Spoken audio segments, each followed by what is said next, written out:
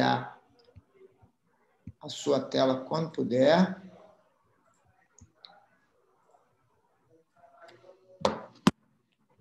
A tela, né?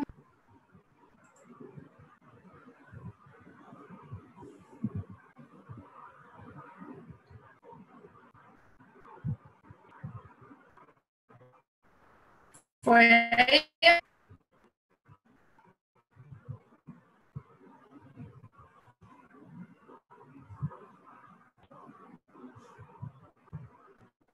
Jair, você está com o microfone desligado.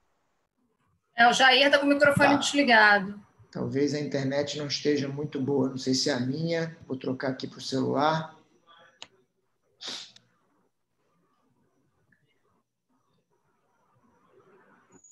Estão me ouvindo bem agora?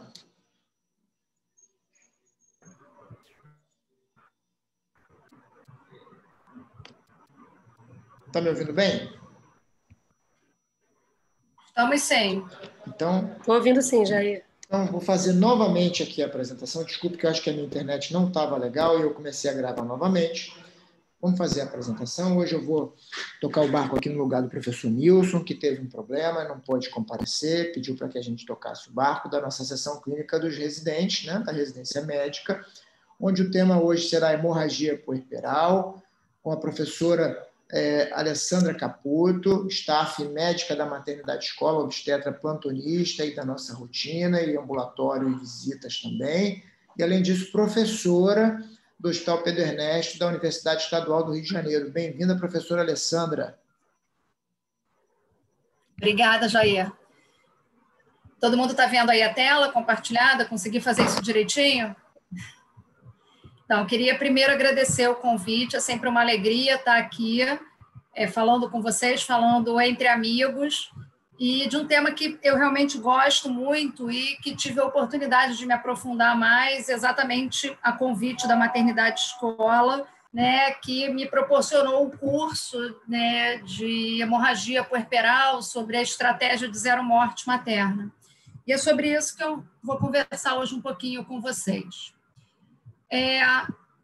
Esse relógio já esteve na Times Square há algum tempo atrás, lembrando que a cada 90 minutos uma mulher morre no mundo simplesmente pelo fato de ter estado grávida. Embora o relógio não esteja mais lá, essa realidade ainda não mudou. Então, a cada 1 minuto e meio, uma gestante ou puérpera morre no mundo.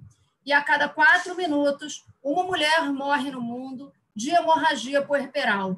Então, isso já denota, já demonstra a importância que tem a gente conversar sobre esse assunto. Vamos mostrar um pouquinho a realidade do Brasil. No Brasil, nós tivemos, esses dados são de 2005, né, de 2015, né, tirados do Sinais, que é onde nós tivemos, neste ano, 1.738 mortes maternas, o que, dividido pelo número de nascidos vivos do nosso país, vai nos dar uma razão de mortalidade materna de 57,6%, que são números comparáveis aos encontrados na África subsaariana. Assim como na África subsaariana, nossas causas de morte não são muito diferentes. Aqui na América Latina e Caribe, e nós nos incluímos nesse grupo, a taxa de morte materna por hemorragia é de 23,1%, ao passo que nos países desenvolvidos, essa taxa de morte materna por hemorragia é de 16,3%. Se nós considerarmos apenas a hemorragia puerperal como causa de morte materna, nós encontramos 13,4% dos óbitos de mulheres durante o ciclo gravídico puerperal, né, secundários à hemorragia pós-parto, em comparação a 8%, que é o encontrado nas regiões desenvolvidas do mundo.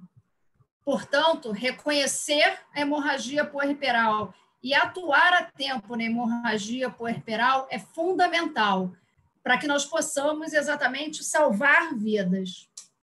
Bem, a maioria dessas recomendações foi tirada, como eu falei, né, desse curso que eu tive a oportunidade de fazer, né, que é a estratégia zero morte materna por hemorragia pós-parto.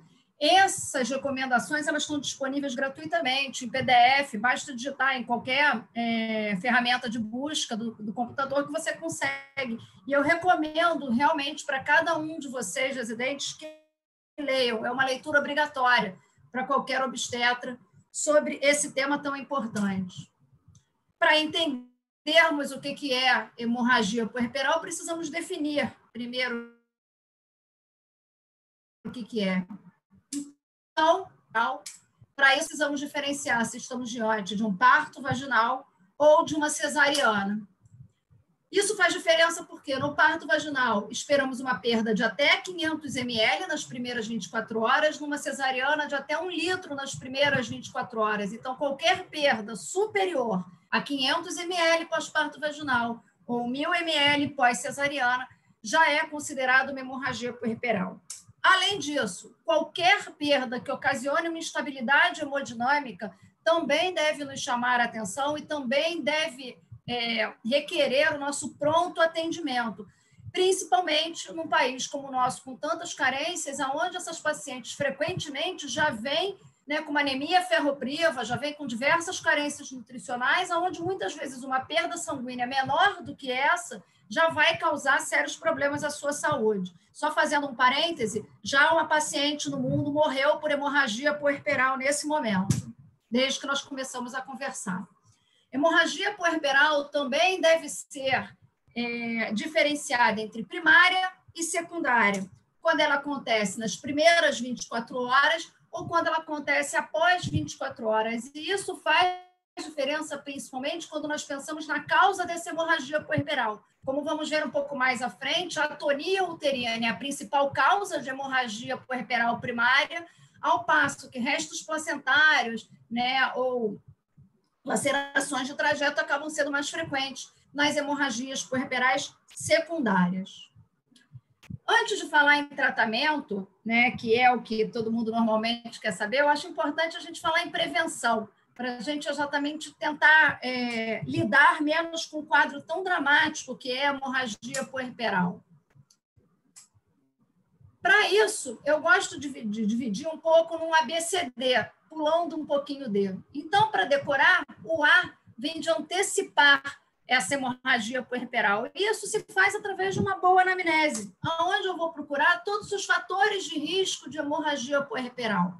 Então, vamos lembrar um pouquinho esses fatores de risco, quais são e que vão me chamar a atenção para eu ficar um pouco mais ligado nessa paciente. Então, história de hemorragia puerperal anterior, qualquer doença que cause sobredistensão uterina, então, gemelaridade, macrosomia, polidramenia, cesariana anterior, multiparidade, também em função da sobredistensão uterina, mas mesmo no útero não sobredistendido, ela é um fator de risco importante. Anemia prévia, já que pode, como eu falei, essas pacientes mais carentes, mais desnutridas, muitas vezes, qualquer perda sanguínea vai levar à descompensação do quadro. Miomatose uterina, distúrbios de coagulação, pré-eclâmpsia, trabalho de parto prolongado, assim como o trabalho de parto tactóxico, o parto induzido, e aí a gente vai ver o porquê disso quando falarmos em tratamento, descolamento prematuro de placenta, coreamnionite, o parto instrumentalizado, lacerações de maiores graus, com 3º e 4º grau, a placentação anormal, a desproporção cefalopélvica e a anestesia geral. E para que eu tenho que buscar esse tipo de informação? Como que isso consegue me antecipar a hemorragia puerperal e já me deixar prevenido? Porque eu consigo, com isso, classificar essa paciente em baixo, médio e alto risco para hemorragia puerperal. Em algumas maternidades do Rio de Janeiro, inclusive, essa paciente, quando entra, ela é classificada assim que ela dá entrada na emergência. Ela é reclassificada uma vez ela dando entrada no centro cirúrgico. E isso é uma coisa simples que a gente tem de fazer. Temos a própria maternidade escola, aquele quadro do centro cirúrgico, por exemplo, nós poderíamos utilizar para colocar ali um tracinho verde, um tracinho amarelo ou algum tipo de sinalização para indicar que essa paciente tem um baixo, um médio ou um alto risco para hemorragia puerperal. Vamos revisar quais são esses riscos, então? Então, uma paciente de baixo risco é aquela que não tem uma cicatriz uterina anterior, tem uma gestação única, tem menos de 3 partos vaginais prévios, não tem história de nenhum distúrbio de coagulação e nem de hemorragia puerperal. Uma paciente com uma cesariana ou uma cirurgia uterina prévia, uma pré-eclâmpsia, mesmo que leve, uma hipertensão gestacional, qualquer quadro que leve a sobredistensão uterina, mais de 4 partos vaginais, história de coriamnioniite ou diagnóstico de coriamnioniite, história prévia de atonia uterina ou de hemorragia puerperal, ou seja obesa, já se enquadra num quadro de médio risco para hemorragia puerperal. E as de alto risco são aquelas que já têm um diagnóstico de uma inserção anormal de placenta, pré-eclâmpsia grave, um hematócrito menor do que 30 ou fatores de risco para isso, plaquetas menores do que 100 mil, sangramento ativo, admissão ou história de coagulopatia já conhecida, assim como o uso de anticoagulantes, paciente que interne com descolamento prematuro de placenta ou com história de placentação anômala, e aí não mais a inserção anormal de placenta, mas acretismo placentário, ou a presença de 2 ou mais fatores de médio risco já classificam como alto risco. Para que isso? Para eu passar para a letra B, né, do be prepared, né, estar preparado. Como eu vou estar preparado? Bem, eu tenho que estar preparado para qualquer paciente. Então, existem algumas coisas que, independente de ser baixo, médio ou alto risco, eu preciso sempre fazer. Por exemplo, ter sempre uma equipe treinada em tratamento, em condução da hemorragia puerperal. Por exemplo, ter acesso rápido a exames, ter disponibilidade de um laboratório que me consiga esses exames de uma forma mais ágil. Por exemplo, ter a presença do kit de hemorragia puerperal, que é a famosa caixinha vermelha que deve estar presa, né? Deve estar lá presente em qualquer pré-parto, para que eu possa ter um acesso rápido a medicamentos em casos de hemorragia puerperal. Outras condições, entretanto, é óbvio que eu não vou ter para todas as pacientes. Eu não vou pedir prova cruzada, nem reserva de sangue, nem colocar um acesso venoso em toda paciente que interna em trabalho de parto, né? Isso, inclusive, atualmente é proscrito. Mas nós podemos ver que algumas pacientes podem precisar disso sim. E aí eu volto naquele quadrinho que eu falei antes sobre baixo, médio e alto risco. Ele serve não só para eu classificar a paciente, mas com base nessa classificação, eu estar preparado ou estar um passo à frente para essas pacientes que vão ter maior risco de sangramento. Então, numa paciente de baixo risco, por exemplo, eu não preciso ter prova cruzada, eu não preciso ter um acesso venoso calibroso, eu não preciso ter outras situações, não preciso ter reserva de sangue, né? Mas eu vou sempre, observem bem, ter um manejo ativo do terceiro período, que a gente vai falar um pouquinho mais adiante, né, em prevenção. Em todas elas, eu vou manter uma observação rigorosa naquele período de Greenberg, que é a primeira hora pós-parto, independente do risco. E em todas elas, eu vou, mais uma vez, estimular a presença do acompanhante. Para quê? Para tirar foto, para cortar o cordão umbilical, para dar apoio à gestante? Também.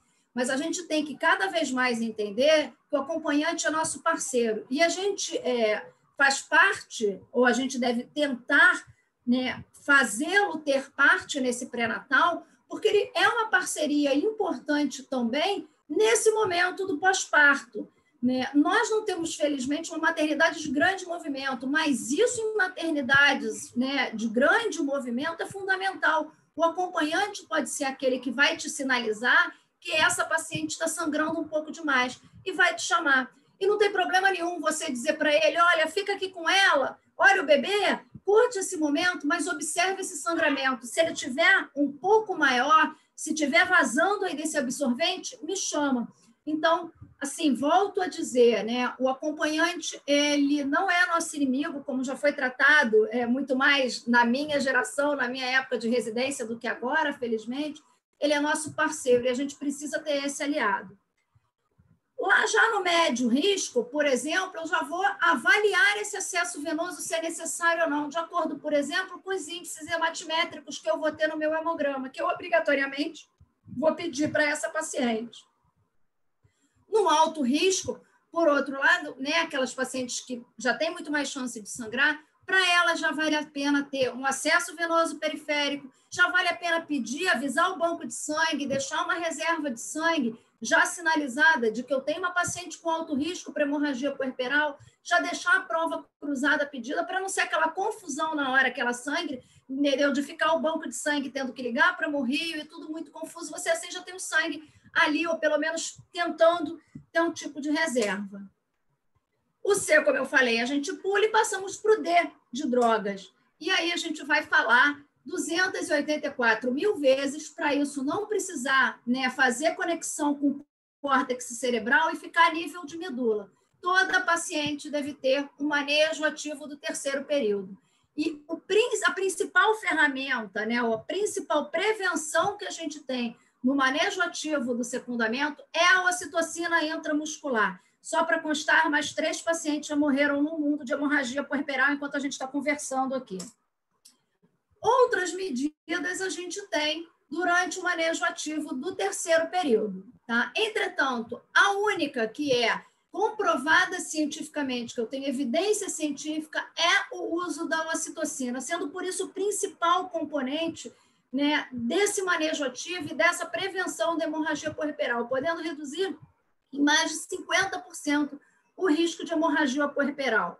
Claro que nós podemos e devemos clampear oportunamente o cordão umbilical, fazer a tração controlada de cordão, massagem uterina durante essa tração controlada de cordão, pelo amor de Deus, não é para sair puxando o cordão. Eu estou vendo Fernanda aqui na tela, eu lembro, durante o nosso R1, né, nós temos uma surpresa desagradável com essa tração não tão controlada assim de cordão, isso pode levar à inversão uterina, então gentileza e cuidado nessa hora, né? Claro que é para manter o contato pele a pele entre mãe e filho, mas nada disso foi comprovado cientificamente, são apenas medidas adjuntas e que não substituem o uso preventivo da ocitocina logo após o nascimento, tá? Outras medidas de prevenção que a gente sempre deve lembrar, para ficar ali bem medular mesmo, gente, é o uso racional da ocitocina durante o trabalho de parto, a realização de episiotomia seletiva, a episiotomia não é para todos os casos, assim como a não realização da manobra de Clisteller, hoje já é bastante proscrita. Então, de novo, para poder ficar a nível de medula, ninguém precisa raciocinar. Desprendeu o ombro anterior, nasceu, está tirando foto, curtindo aquele momento pele a pele, 10 unidades de ocitocina intramuscular. Mas essa paciente sangrou. E aí sangrou, o que a gente vai fazer para poder tratar lá, já que ela perdeu mais de 500 ml nesse parto vaginal, mais de 1 litro nessa cesariana? Primeiro, a gente tem que introduzir aqui o conceito de golden hour com relação ao tratamento. Tá? O que é isso? É aquela hora de ouro, assim como a gente tem na sepse, assim como a gente tem na pré-eclâmpsia, em que você tem, usando o exemplo da sepse, 1 hora para colher lactato, colher hemocultura, começar antibiótico, monitorizar esse paciente, eu tenho 1 hora também para definir a vida dela. Então, é 1 hora, não é para eu ficar fazendo ocitocina, metergin, transamin, seja lá o que for. Eu tenho 1 hora até chegar na decisão, inclusive, da esterectomia dela. Então, se no final a decisão for esterectomia, ela tem que ser feita ou tem que estar, pelo menos, iniciada dentro dessa primeira hora. Por que tem essa hora de ouro? Porque a partir do momento que esse sangramento vai prosseguindo, que essa paciente vai perdendo, além de hemácia, ela vai perdendo fator de coagulação, ela entra numa tríade fatal, em que ela vai fazer uma coagulopatia de consumo, em que ela vai fazer hipotermia, em que ela vai fazer acidose. E aí as coisas verdadeiramente se complicam, porque a acidose e a hipotermia, por sua vez, pioram ainda mais a coagulopatia, que piora a hipotermia, que piora a acidose, e a gente começa uma grande bola de neve, da onde, para sair, fica muito difícil. Então, é fundamental ter isso em mente. Hemorragia puerperal, tempo vale ouro, realmente. Como é que a gente vai fazer? Primeiro passo é sempre pedir ajuda. Ninguém vai resolver uma hemorragia puerperal sozinha, por maior que seja a sua experiência, por mais tempo que você tenha de formado. Então, comunicar ao paciente o que está acontecendo e avisar o acompanhante também que você vai precisar tomar algumas medidas um pouco mais invasivas e que você precisa tratar daquilo e chamar a sua equipe. Assim como na sepse, assim como na parada cardiopulmonar, a gente precisa de um comando, senão vai ficar todo mundo batendo cabeça, né? Então, precisa ser alguém que determine, vai pegar 2 acessos calibrosos, começa a ocitocina, passa para a segunda linha de tratamento, colhe exames, fulano, avisa banco de sangue, e é importante que dentro desse comando, toda essa rede de comando seja feita numa coisa que a gente chama de comunicação em cadeia fechada. Então, Cristos, você vai no banco de sangue, me ouviu, me entendeu? O Cristos vai me responder, tá bom, porque não adianta eu gritar e o Cristos está de costas resolvendo outra coisa e ele não vai me ouvir. É importante essa comunicação fechada. Ok, Alessandra, entendi, estou indo no banco de sangue. Jair, pega 2 acessos calibrosos para mim, por favor. Ok, vamos pegar 2 acessos calibrosos. Para cada um saber o que está fazendo e não ficar aquela correria, como muitas vezes a gente vê na parada cardiorrespiratória. Então, é importante esse tipo de organização e, para isso, é fundamental que tenha uma pessoa comandando. Chamar todo mundo, como eu falei, anestesista, enfermeiro, obstetra, e aí a gente vai falar um pouco sobre a avaliação de gravidade desse sangramento, que é fundamental, né? E, paralelo a essa avaliação de gravidade, avaliar rapidamente a causa e pedir o kit de hemorragia, que deve estar disponível dentro de qualquer maternidade, a tal caixa vermelha, tá? Se o banco de sangue não tiver sido comunicado, né, previamente, porque era, de repente, uma paciente de médio risco ou de baixo risco, esse é o momento de avisar o banco de sangue que é possível que eu precise de transfusão e é possível, inclusive, que eu precise de transfusão, né, para hemorragia maciça, transfusão maciça. Então, é importante o banco de sangue saber disso para ele poder se preparar, já que sangue não é um item nem fácil, nem amplamente disponível, né, no nosso meio. Como é que a gente pode avaliar a gravidade, então, dessa hemorragia? Temos algumas formas, né? As bolsas coletoras, a pesagem de compressas, a avaliação visual mesmo e o índice de choque. Então, eu vou parar rapidinho para a gente falar um pouco sobre isso. Essa é a avaliação visual. Os trabalhos mais recentes mostram que a avaliação visual ela não é muito precisa, não é muito boa em termos de estimativa de perda volêmica, né? É aquela brincadeira que o anestesista sempre faz com a gente e que não é mentira, ele é cientificamente comprovada, né? O cirurgião nunca diz que sangrou muito. Está sangrando muito? Não, está tranquilo. E a mulher já está lá se esvaindo, né? Porque a gente não consegue realmente estimar visualmente muito bem a perda sanguínea. Então, para vocês terem uma ideia de estimativa visual, está aqui. Se essa paciente tem uma cama com uma poça de sangue, entendeu? Ela já perdeu 1 litro de sangue. Se esse sangue começa a escorrer e vaza ali para o chão, ela já perdeu 2,5 litros. Isso é muito sangue. Com relação às compressas, está aqui, aquela compressa pingando que a gente tira da cirurgia, cada compressinha dessa tem 100 ml. Se eu usei 10 compressinhas dessa durante a minha cirurgia, eu já perdi 1 litro de sangue. Então, é importante a gente ter esse tipo de noção. E aqui eu faço novamente um parêntese para a gente voltar a falar um pouquinho sobre prevenção e sobre o nosso papel, né, nessa mudança, né, de números e nosso papel na hemorragia puerperal. Não é infrequente, né? Felizmente, a gente vive dentro de uma ilha de excelência e eu espero que vocês levem essa ilha de excelência para os muitos lugares aonde vocês forem trabalhar. Essa eu acho que é talvez a nossa principal missão enquanto universidade, enquanto centro formador, formar vocês e difundir essa informação para onde vocês vão, né? Que uma vez que o parto acaba, né, é aquele momento onde a gente frequentemente vira de costas e esquece a nossa paciente. Esse é um momento em que a gente precisa prestar atenção. É nossa responsabilidade também essa primeira hora pós-parto. A gente, numa aula mais antiga de hemorragia puerperal, eu colocava, né, que o neném nasceu e aí apareceu uma foto da pizza da Parmê, porque o neném nasceu para parto tá vazio, é a hora de pedir a pizza, né, para a gente jantar. Não, ainda não é a hora da nossa comida. Espera mais uma horinha, porque quem tem que fazer o diagnóstico de hemorragia puerperal somos nós. Não é a moça da limpeza que vai passar aqui limpando e vai ver o sangue escorrendo no chão, porque essa paciente aqui a gente já está com grandes chances de ter perdido. Voltando à estimativa de gravidade, né, a gente pode estimar através da bolsa coletora. Então, sabe aquele saquinho que fica lá embaixo da mesa de parto, não é para colocar compressa.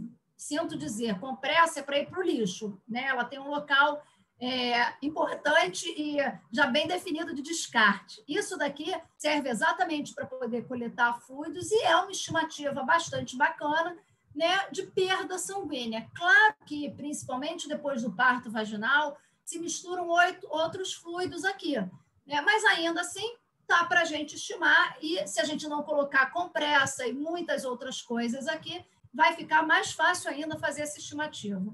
E outra coisa interessante é a pesagem de compressas, que é muito melhor do que a estimativa visual desse sangramento, né? Cada 1 grama tem aproximadamente 1 ml. Então, a gente já tem balança na nossa maternidade, podemos usar a mesma que pesamos o RN, pesamos as compressas secas, depois pesamos as compressas sujas de sangue, fazemos essa diferença e sabemos aproximadamente quanto de sangue essa paciente perdeu, né? Essa é a estimativa recomendada pelo Colégio Americano de Ginecologia e Obstetrícia como sendo a mais próxima do fidedigno. Além disso, é fundamental ter uma avaliação clínica. Então, eu coloquei aqui para vocês o índice de choque, que eles colocam lá na estratégia zero morte materna, onde nós temos o choque compensado, leve, moderado e grave, cada um com critérios, desde perda de volume, nível de consciência, perfusão capilar, pulso, pressão sistólica, e ele vai avaliar não só a gravidade do choque, como ele vai me dar um parâmetro com relação à necessidade de transfusão sanguínea dessa paciente. Lembrando que o critério de maior gravidade é o que determina o grau de choque. Então, se eu tenho uma paciente, por exemplo, com 72 de pulso, com 100 de PA sistólica, mas que está sudoreica, pálida, fria, ela está em choque grave. Então, não vale só levar em consideração o melhor critério, né? É para você usar o critério de maior gravidade. E, além disso, a gente tem o índice de choque, né, que é uma forma de comunicação importante entre equipe. Então, a gente estava falando há pouco em comunicação entre equipe em comunicação fechada. Isso é uma forma interessante que tem de comunicação universal e fazer com que a equipe toda entenda a gravidade dessa situação, né? Situações onde o índice de choque é maior do que 0,9 indicam necessidade de intervenção imediata e transfusão sanguínea. E aí eu vou facilitar um pouquinho a vida de vocês. Afinal de contas, todos nós fizemos faculdade de medicina, portanto, exatas não é nosso forte. E, para piorar, a gente fez obstetrícia. Então, agora, com os aplicativos, nem tabuada de 7 a gente sabe mais. Então, para facilitar a vida, vamos lá. Isso daqui é uma razão. Portanto, eu preciso ter sempre uma frequência cardíaca menor do que a pressão arterial sistólica. Arredonda isso aqui para 1. Fica muito mais fácil. Portanto, sempre que a frequência cardíaca for maior do que a pressão arterial sistólica dessa paciente, essa razão aqui é maior ou igual a 1, portanto, ela tem um índice de choque que denota uma gravidade ao quadro. Fica mais fácil e a gente não precisa ficar se matando de fazer continha em cima da hora com uma paciente grave. Daí a importância do índice de choque. Então, assim, maior do que 0,9, a gente arredondou para 1, tem um risco de transfusão importante, então eu já preciso avaliar a hemotransfusão dela, transferência se eu tiver uma maternidade de baixo risco, uma abordagem agressiva de ressuscitação volêmica. Maior do que 1,4, né, eu já abro o protocolo de transfusão maciça, e maior do que 1,7 eu já tenho um alto risco de resultado adverso materno, leia-se óbito materno. Portanto, mais agressivo e mais urgente ainda tem que ser a minha abordagem. Muito bem, e o que eu vou fazer de medidas iniciais? Por enquanto, vocês viram que eu não estou nem falando em medicamento, né? Porque para começar medicamento, eu preciso ter isso tudo. Hemorragia. Vamos tratar igual choque hemorrágico, gente, igual emergência. Então, não adianta ter um gelcozinho, um scalpzinho pingando sangue, pingando soro ali. São 2 acessos venosos calibrosos correndo cristalóide aquecido. Preferência aos cristalóides. Por quê? Porque, como eu falei, uma evolução desse quadro vai acabar tendo uma acidose. E aí, meu lactato pode atrapalhar aí, né, essa minha leitura de uma gasometria, caso seja necessário. Então, a gente dá preferência aos cristalóides e, novamente, lembrar de tentar aquecer esses cristalóides, já que a hipotermia faz parte da tríade mortal dessas pacientes. coletar exames para eu saber como é que essa paciente está de base, e naquelas que estiverem mais letárgicas, né, e mais sudoreicas, vale a pena o oxigênio sob máscara. Elevar as pernas para, com isso, eu aumentar o meu retorno venoso, monitorizar a paciente e lembrar do cateterismo vesical, já que o meu débito urinário é uma medida importante, tanto para eu poder avaliar a minha reposição volêmica, como também para avaliar a gravidade dessa hemorragia, desse choque hipovolêmico, que muitas vezes vem junto com a hemorragia puerperal. Lembrar, novamente, de prevenir a hipotermia, que faz parte dessa tríade mortal, com manta térmica, né? Ou se não, mesmo esse soro aquecido próximo do corpo da paciente, nos locais que não tem disponibilidade de manta térmica. E aí vamos falar de causas. E causas a gente tem que lembrar dos famosos 4 T's que a gente vê desde lá da graduação. O primeiro T é o de tônus, que é responsável por 70% dos casos de atonia. Desculpa, que é responsável por 70% dos casos de hemorragia puerperal. Então, na dúvida, pense que essa paciente tem uma atonia, que a sua possibilidade de acertar, nem que seja no chute, é grande. Aqui, eu sempre gosto de falar que vale uma regrinha diferente do que a gente aprende sempre o tempo todo em medicina, né? A gente sempre ouve que eu tento buscar um diagnóstico para um paciente. É difícil você ter sobreposição de diagnósticos. Aqui não. Aqui a sobreposição de diagnósticos acontece com frequência. Por quê? Porque os fatores de risco muitas vezes são compartilhados. Vamos lá, eu tenho uma paciente que tem um útero sobredistendido por uma macrosomia fetal, por exemplo. Eu tenho maior risco de atonia nessa paciente. E também tenho um maior risco de trauma em função de laceração do trajeto. Então, vale a pena lembrar se eu não tenho 2 sítios aí possíveis de sangramento. Um exemplo que é legal citar é de uma paciente, né, que foi capa de jornal, né, de um óbito materno no Hospital de Saracuruna, né, em Duque de Caxias, ali, não é isso? E qual foi a história? Era uma paciente com feto macrossômico que fez uma distócia de ombro, fez uma laceração de 3º grau, e aí, né, essa hemorragia puerperal ficou na conta da laceração de 3º grau, que tem que ser suturada, e é daqui que está sangrando.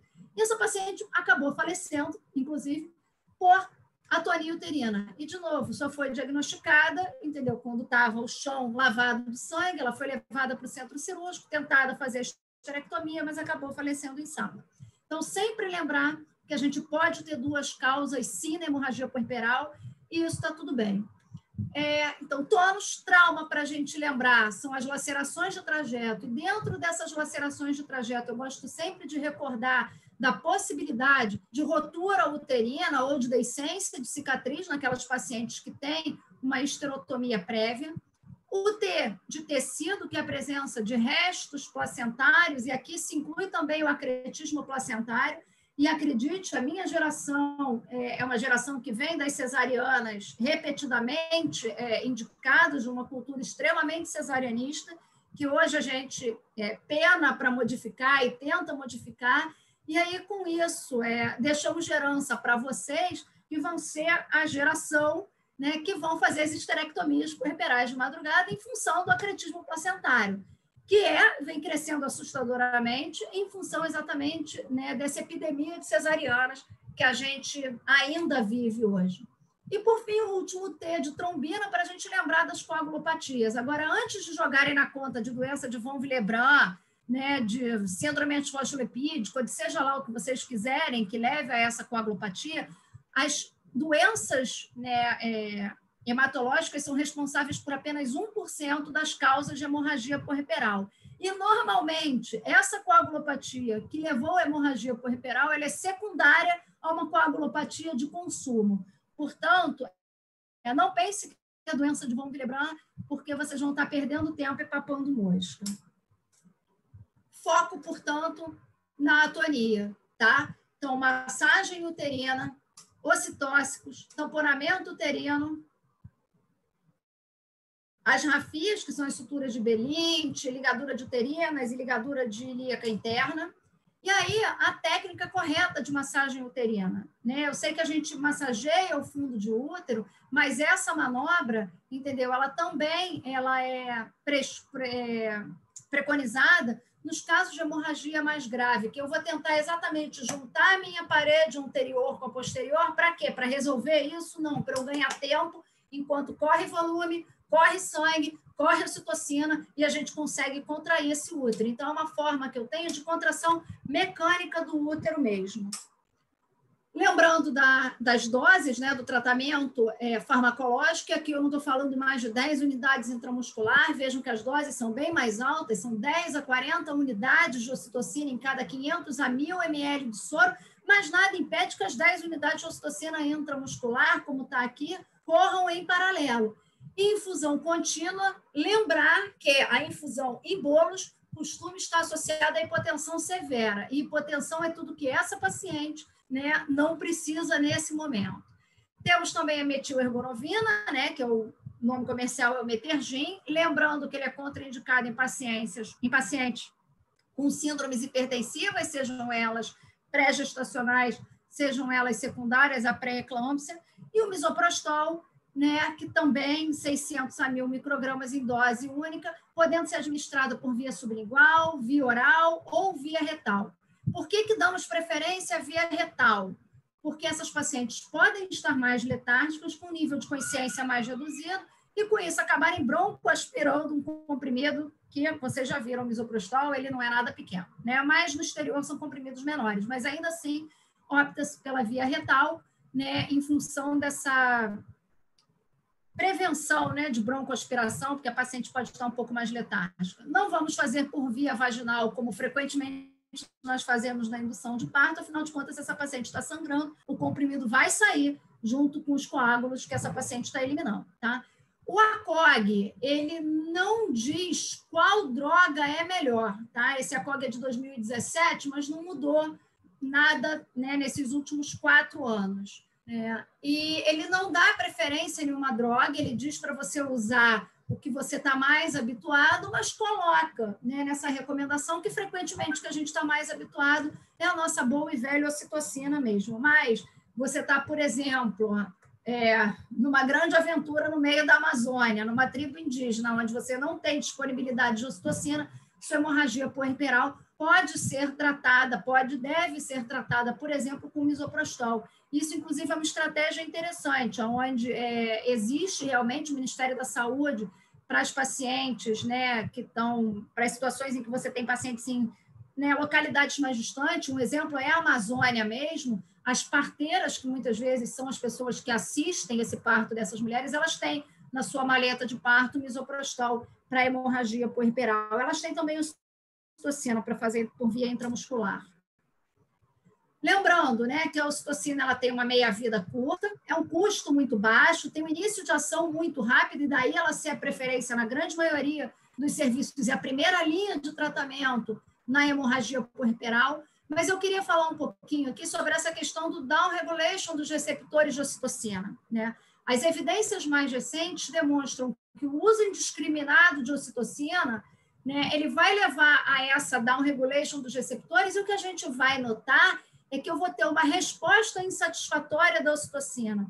Isso é uma coisa que, na prática, realmente a gente vê. As pacientes que têm aqueles trabalhos de parto acelerados com ocitocina, ou trabalhos de parto muito prolongados, elas fazem uma hemorragia puerperal, e por isso o parto taxitóxico, por isso o parto induzido, né? E por isso o uso de ocitocina é fator de risco para a hemorragia puerperal, porque eu acabo meio consumindo esses receptores, né? E aí a ocitocina não consegue agir.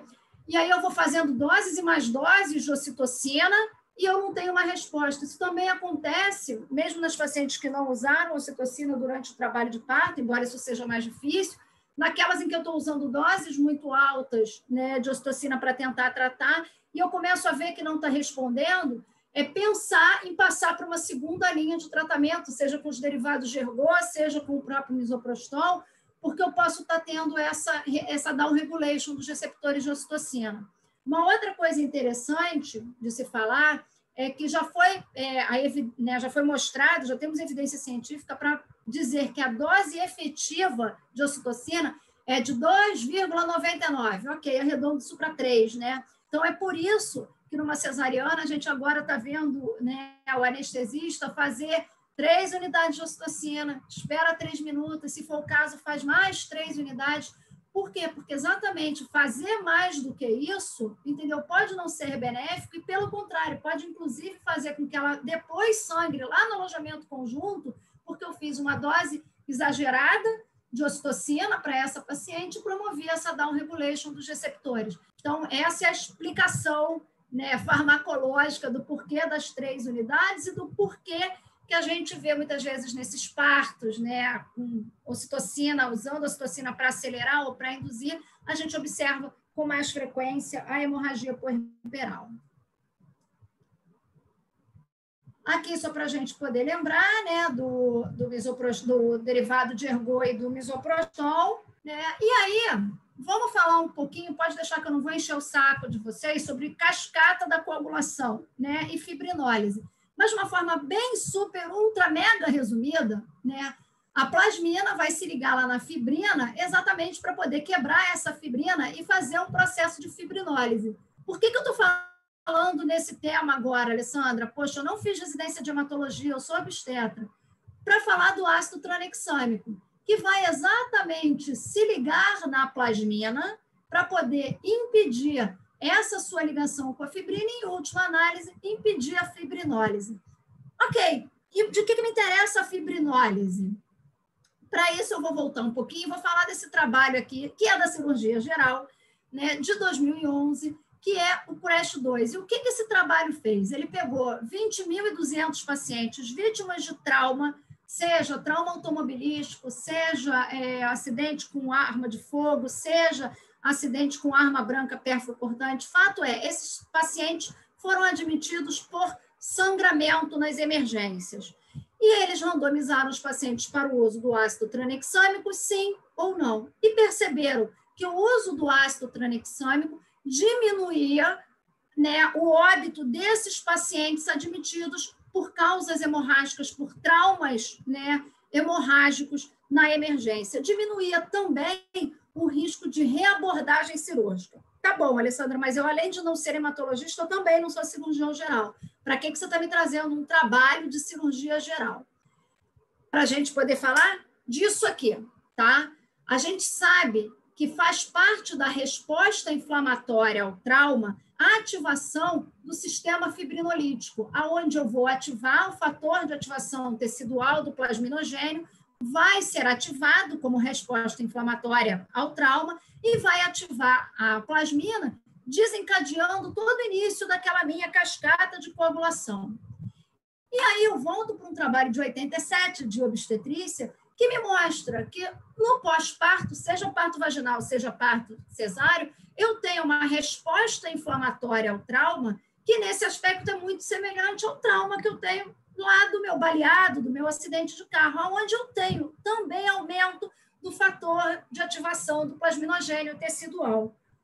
Portanto, né, com base nesses conhecimentos de que eu tenho, né, uma resposta inflamatória ao trauma-like no meu pós-parto, e eu tenho uma boa resposta, né, a esses traumas com o uso do ácido tranexâmico, vamos ver se nessa causa hemorrágica, que é hemorragia puerperal, eu também consigo, né, que o meu ácido tranexâmico faça efeito. E aí surgiu o Women's Trial, né, que recrutou 20.000 mulheres em 21 países, um estudo multicêntrico com 193 hospitais, placebo controlado, aonde essas mulheres foram randomizadas, né?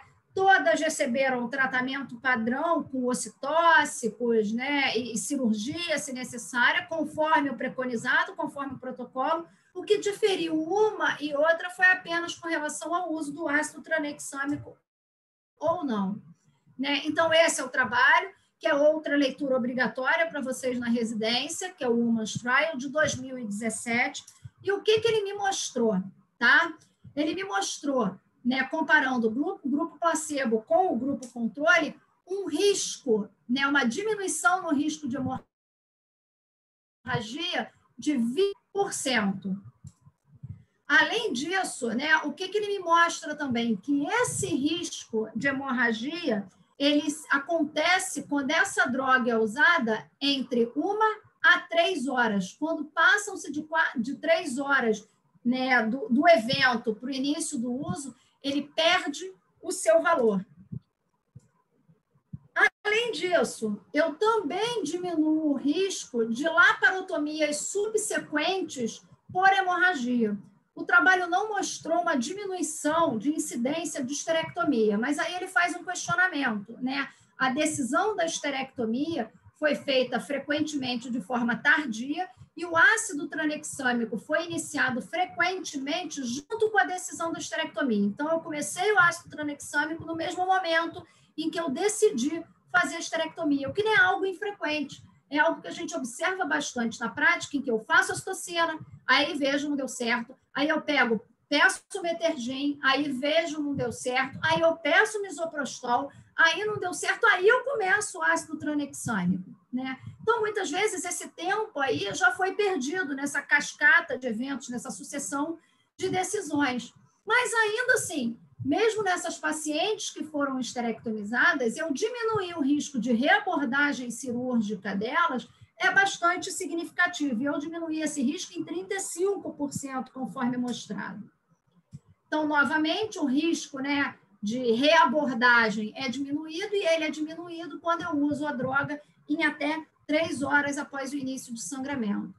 Um questionamento que sempre surge diz respeito ao aumento do risco de eventos tromboembólicos, já que eu estou inibindo, né, a cascata fibrinolítica. Então, será que eu não aumento o risco de eventos tromboembólicos? E o trabalho mostrou que escolhe aí o risco tromboembólico que você quer, entendeu? Nenhum deles aumentou. Então, com base nisso, a OMS recomenda que a droga deva ser iniciada, e isso um entendimento que é importante a gente ter, essa droga deve ser iniciada no momento que eu faço o diagnóstico de hemorragia puerperal. Então, ao contrário do que a gente está acostumado a ver, que faz ocitocina, não responde, faz misoprostol, não responde, faz Metergin, não responde, faz misoprostol, e aí eu começo o ácido tranexâmico, eu já perdi exatamente um tempo que é muito precioso. Então, vale a pena. Fez ocitocina, não respondeu ali naqueles primeiros 3 a 5 minutos, começa a colocar para correr esse ácido tranexâmico, tá? Lembrando que a dose de ataque do ácido tranexâmico é de 1 grama, né? Diminuindo em 30%, né, o risco de morte dessas mulheres, né? Diminuindo em 1/3, né? Portanto, né, toda essa morbidade que tem, uma droga que custa $2,50. Então, extremamente barato. Então, a gente precisa pensar nisso, tá? Com relação, passando agora, uma vez que, né, drogas, então, não fizeram efeito, vamos pensar em tamponamento. Para isso, a gente tem o balão de Bacre, esse é o nome comercial, existem outros já disponíveis no mercado atualmente. Ele é bom porque ele é prático, né? Já está pronto, não precisa você montar nada disso, mas ele é caro, né? Ele costuma custar em torno de $80, então não é algo que esteja assim tão disponível. E assim a gente faz o nosso balão, né, com camisinha. Portanto, gente, de novo, é importante na hemorragia puerperal, lembra daquela coisa do comando? Olha como é que é importante ter alguém no comando. Eu tenho alguém que está pedindo para fazer aquelas drogas todas. Então, começou a citocina, não fez efeito. Olha, consegue o ácido tranexâmico, faz o Metergin, não deu jeito, pediu misoprostol, esse cara que está no comando já tem que lembrar que se ele não tem um balão de Bacre pronto, ele vai ter que montar isso aqui, e isso não é na velocidade da luz que se monta, né? Ele leva um tempo, ele vai pedir para alguém já ir deixando o balão de camisinha feito, porque vai ter que pegar a camisinha, amarrá-la com fio, tudo isso. Então, olha a importância, né, do comando. É importante a gente dar um passo à frente. Então, se eu já pedi o misoprostol, né, eu não vou esperar para ver se ela vai resolver com o misoprostol, não. Deixa lá o balão com camisinha. O máximo que vai acontecer é você jogar fora, é melhor. Não deu efeito, né, com o tamponamento, vamos passar para as rafias. A mais conhecida, sem dúvida, é a cirurgia de Belinte, né? Que é a sutura de Belinte, que ela vai promover também um tamponamento, mas através um tamponamento cirúrgico, né? Utilizando, né, o fio de cirurgia.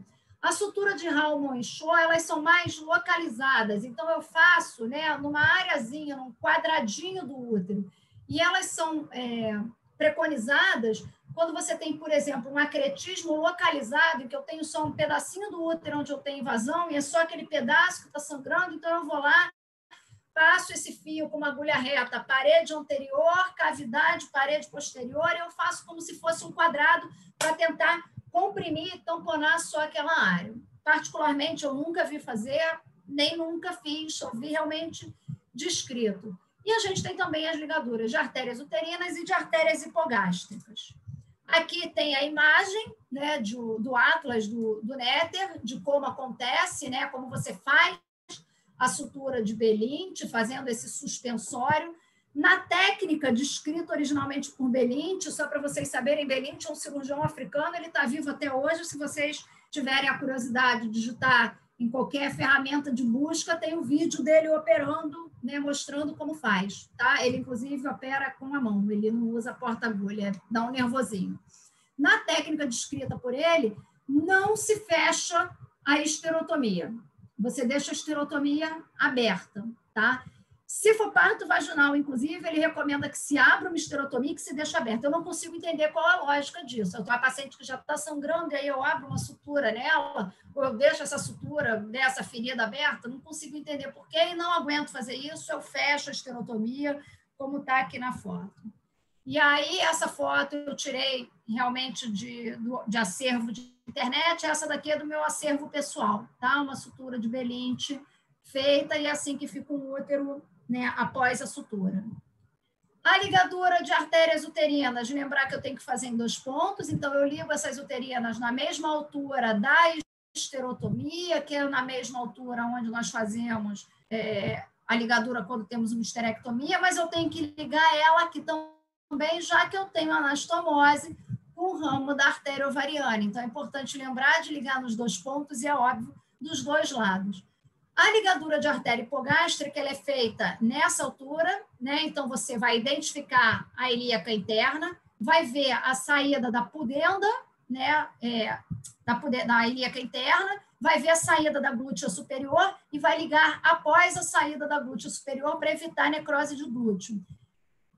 Sendo muito honesta com vocês, isso aqui fica no retroperitônio. Eu já vi fazer uma vez, né, dentro de uma emergência, no Salgado Filho, até era uma hemorragia puerperal, mas eu estava com um cirurgião geral oncológico, então é um cara que tem habilidade de mexer no retroperitônio.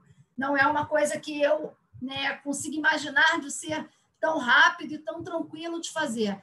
E aí vamos lembrar que essa paciente já esgotou um monte de recursos aí, de drogas, de tamponamento, né, de suturas, de rafias, suturas compressivas, e eu estou chegando aqui a ligar no hipogástrico que eu tenho a minha Golden Hour. Então, realmente, retroperitônio não é terra de obstetra, né? Então, é difícil a gente conseguir se imaginar fazendo uma ligadura de hipogástrica, mas está descrito na literatura.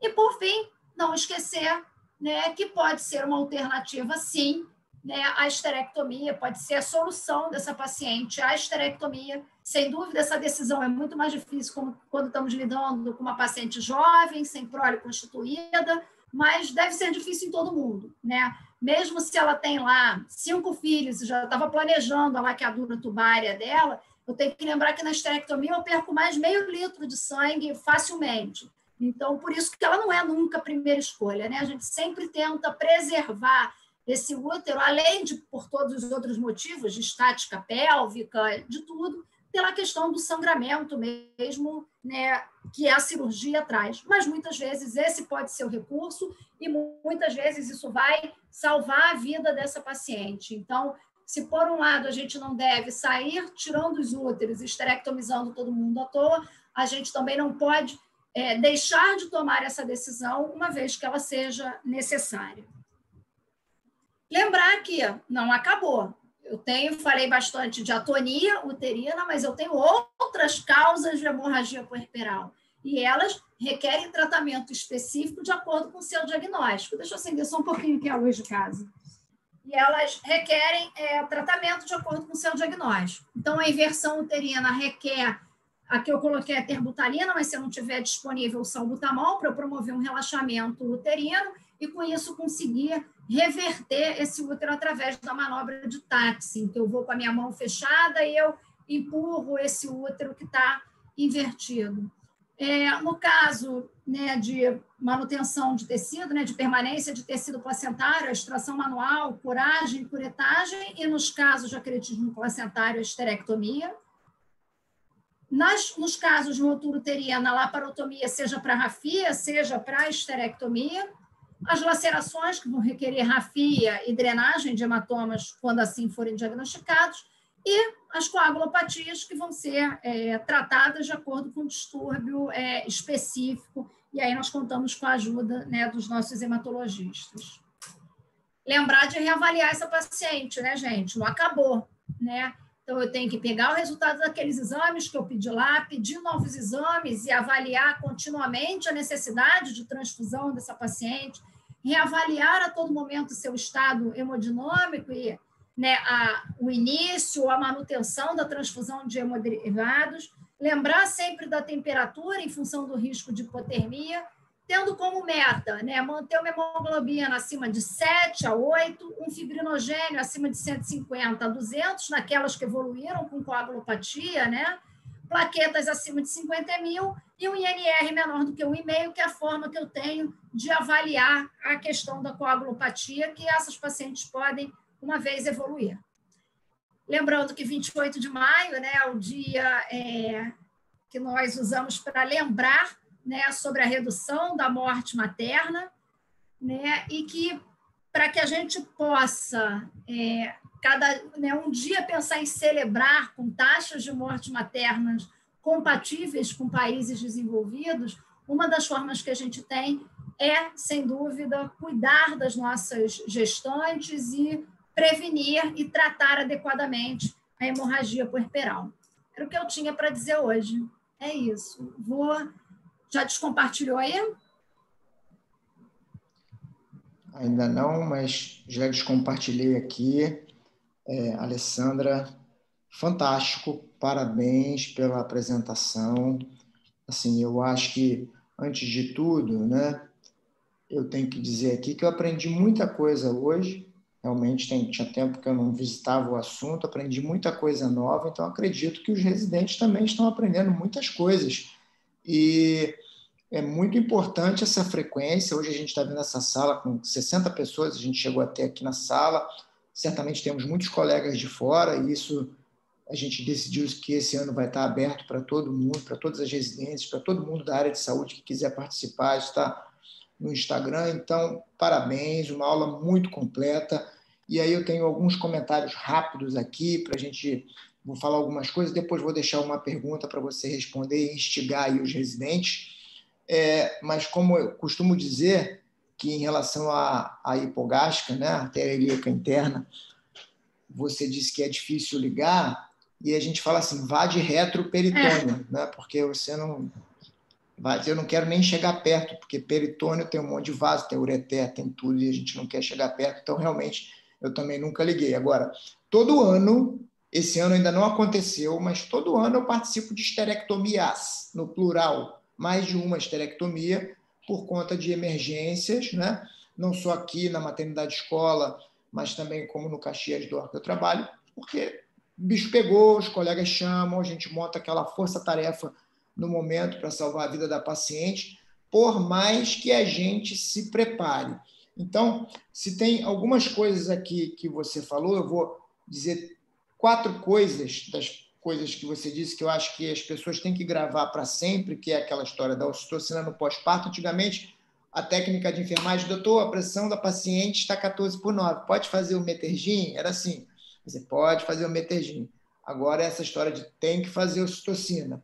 O pós-parto, a paciente, como você muito bem disse, ela não ser esquecida, porque ela sangra no pós-parto, nessa primeira hora principalmente, e a gente vai ver, já é tarde demais.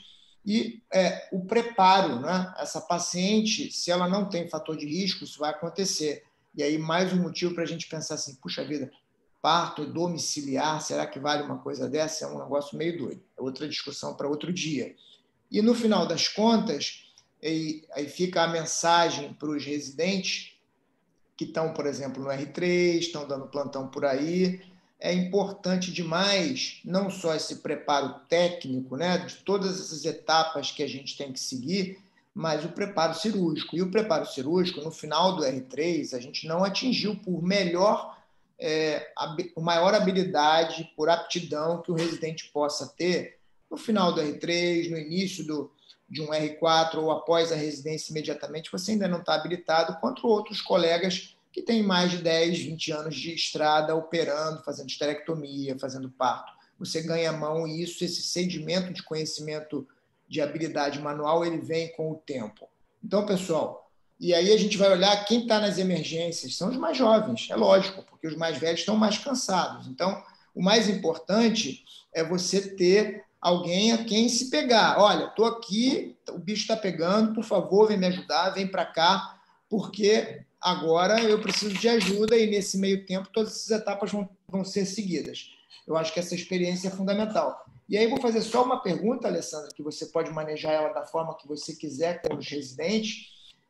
Você falou muito bem da ligadura das uterinas, dos ramos que vem lá da ovariana, e aí a gente ligou os dois lados. E agora? Como é que esse útero vai sobreviver? Circulação colateral. Apesar de tudo, você consegue circulação colateral ali pelo mesosalpinge, né? Então, esse útero não necrosa, não. Ele segue. Parabéns. Mas é excelente. O residente, ele acaba... Nossa, ligou, por que não tirou o útero logo? Tem razão, né? Ele vai pensar imediatamente que isso vai necrosar, mas você tem circulação colateral pelo meso. Muito bem. Olha, acho que pode chamar outros colegas agora para comentarem, Cristos, ou qualquer residente, novas perguntas. Jair falou um negócio que eu acho que vale sempre ressaltar, gente. É exatamente isso do chamar ajuda, né? Não acho que porque, assim, eu tenho um pouco mais de tempo de formada que vocês, que eu não peço, não. Isso é uma coisa... Essa paciente, quando sangra, sangra muito. E aí é importante ter outro colega mais experiente que você, outro colega de igual experiência.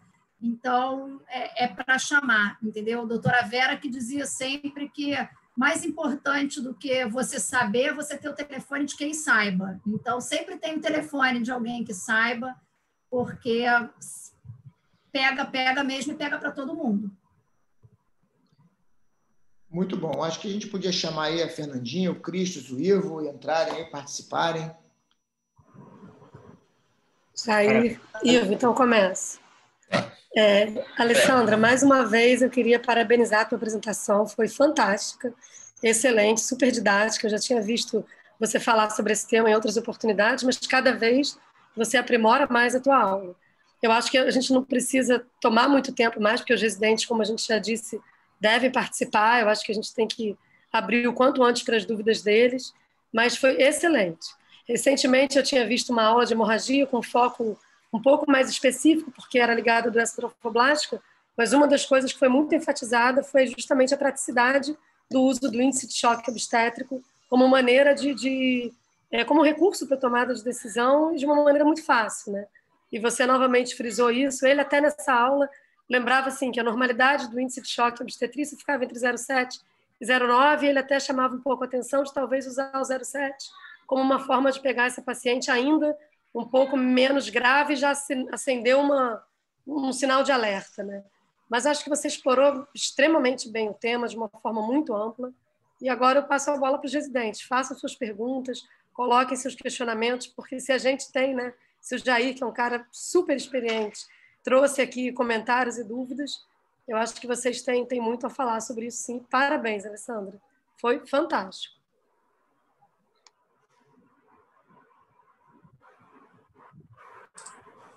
Eu posso falar, Jair, rapidinho?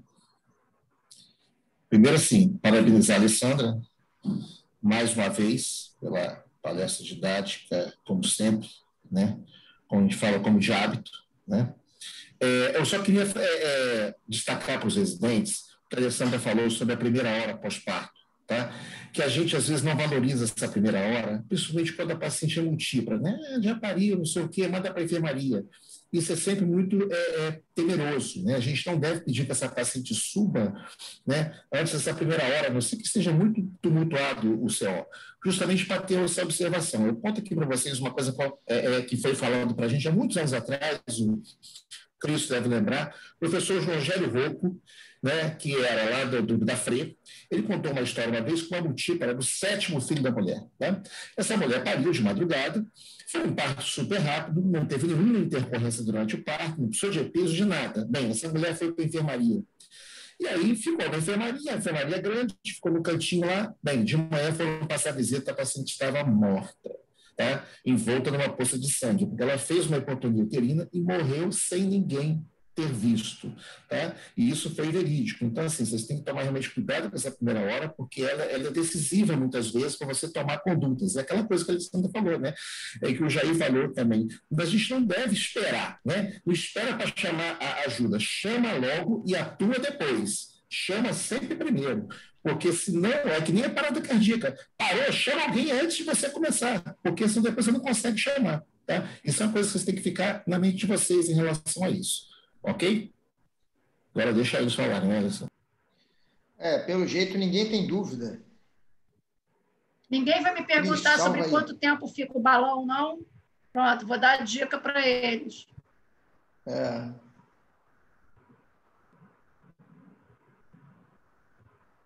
Bom, é melhor você falar logo, Alessandra, porque eles estão tímidos. A Cecília está só rindo, eu estou daqui batendo aqui, ó. É porque perguntar agora quanto tempo fica o balão fica mais constrangedor ainda. Eu estou vendo tem duas residentes que estão no carro. Isabela eu estou vendo. Gostei de ver. Acho que elas poderiam fazer esse tipo de pergunta, já que estão aí. É porque isso foi uma coisa que eu realmente esqueci de colocar na palestra, gente. Coloca o balão. E uma dica, não tem isso em lugar nenhum, tá? Mas é uma coisa que eu já via fazerem e acho que faz sentido. Tentar colocar com o soro um pouco mais frio, não com o soro morno, para tentar exatamente fazer vasoconstrição. E aí esse balão deve ficar durante, pelo menos, conteve o sangramento, durante 24 horas. Quando for desinflar, entendeu? Também não dá para desinflar tudo. Você tem que desinflar isso de novo, sob vigilância e centro obstétrico, e você vai tirando entre 50 a 100 ml, mais ou menos. E você vai vendo se vai sangrando ou não, porque se sangrar, você pode inflar de novo, tá? É isso. Mas você tira... Você tira 50 a 100 ml por hora ou você... A cada meia hora você vai tirando. Tira meia hora, tira mais 50 ml, meia hora, até desinflar tudo. Depois de Alessandra, 24 horas. Temos um comentário aqui, um elogio do colega Tomás Boaventura, de Moçambique, tá? Sua palestra é internacional, né? Que ele é residente lá em Moçambique, está elogiando lá nos comentários. E a Manu Bess pergunta qual fio que usa para fazer o belinte. O ideal é um fio absorvível, mas de longo período de absorção. Eu uso Vicryl, tá? Eu uso um Vicryl 0. É o fio que o Belinte usa também, né? Lá no vídeo dele.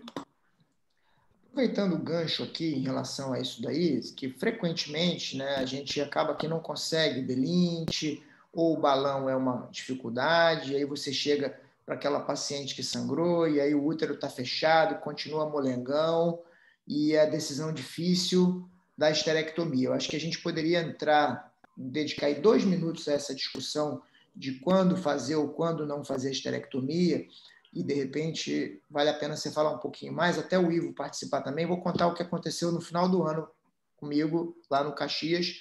Eu fui de madrugada, operei esterectomia até com ex-residentes nossas, ficou tudo bem, salvamos a vida da paciente de uma hipotonia que não tinha causa, não tinha fator de risco, durante a cesariana, salvamos a vida da paciente, o neném ficou muito bem, e o marido não aceitou, achou que a gente estava cometendo um erro médico, e a gente tentou de tudo e não conseguiu. Quer dizer, eu acho que vale a pena essa interação com a família, tanto durante o pré-natal, para dizer que as possibilidades de complicação sempre são possíveis, não é isso? Mas mesmo assim, a gente vai ter isso daí, e o processo é quase que inexorável. Quando você tira um útero de uma paciente, esse processo ele vai acabar vindo, aí a gente, não vou, mas é melhor você ter um processo porque ela perdeu o útero do que você perder a paciente. E não é só por causa do processo, né, pessoal? Ninguém quer perder uma vida. E eu acho que depois da Alessandra você podia comentar também. Ale? Concordo integralmente, Jair. Assim, é melhor ter um processo por um útero retirado do que um processo por um óbito materno.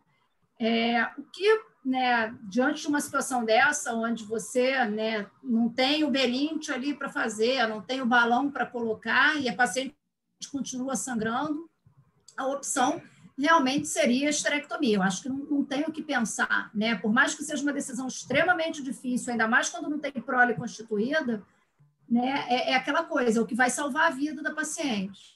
E aí, o que vai fazer diferença? Dentro dessa coisa da cadeia de comando, uma das coisas que, claro, se tiver equipe disponível, é você colocar alguém, de novo, eu ressalto a presença do acompanhante, esse alguém ali, falando com o acompanhante, mostrando tudo que você vai estar fazendo. Isso é tudo, né? A relação médico-paciente, essa relação, né, médico com o acompanhante nesse momento, né, é muito. Né? Colocar o acompanhante, é por isso que, sim, sempre que tem um desfecho adverso, e hemorragia puerperal é mais um desses, isso vale para o sofrimento fetal, né? Isso vale na parada cardiorrespiratória, aquela coisa do tirar o acompanhante, entendeu? Né? Se ele não estiver atrapalhando, claro, não vale tanto a pena para ele poder exatamente ver o que você está fazendo, né? Viu que se tentou tudo, e tentar deslocar alguém, né? Isso no treinamento do estratégia de morte materna, ele fala, né, de 0 morte por hemorragia. Ele pede para, se possível, deslocar alguém da equipe, mesmo que momentaneamente, para conversar com o acompanhante sobre o que está acontecendo, o que você está fazendo e quais os próximos passos, para tentar exatamente evitar isso. E, claro, depois sempre documentar em prontuário, porque o processo vai vir, por mais que ele esteja ali vendo e vendo que tudo foi feito, muitas vezes vem, aí você tem que ter isso registrado em prontuário. Mas eu acho que a grande dica é essa, é ter sempre alguém ali com o acompanhante, orientando o acompanhante do que está acontecendo. Né? Ivo, o que você acha disso? A Alessandra, ela disse tudo. Assim, eu acho que você tem realmente uma situação de emergência, que você vê que pode ter um desfecho ruim, é muito importante você deslocar realmente alguém da equipe para passar isso para o paciente, para a família. Tá? Se a família entender, se o marido ou quem está ali entender o que está se passando, eu acho menos provável que venha um processo, porque ele entendeu tudo que vocês estão fazendo. O que gera, gente, o processo, muitas vezes, é desinformação. Ele não está sabendo o que está acontecendo. Sabe? Eu falo sempre que a pessoa move um processo pela sensação de abandono. Né? Quando você se sente abandonado, o familiar se sente abandonado nessa hora, ele não sabe o que está acontecendo lá dentro.